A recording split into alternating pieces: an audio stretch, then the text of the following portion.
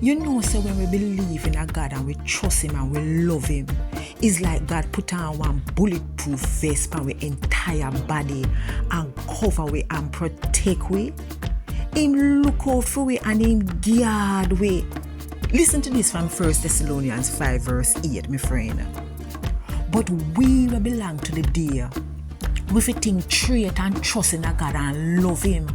That we are there, we are protect ourselves. Just like the soldier them when them wear the metal vest. And just like all the soldier them put on the helmet to protect them head. I see them so we fi protect ourselves and look forward for God's save we.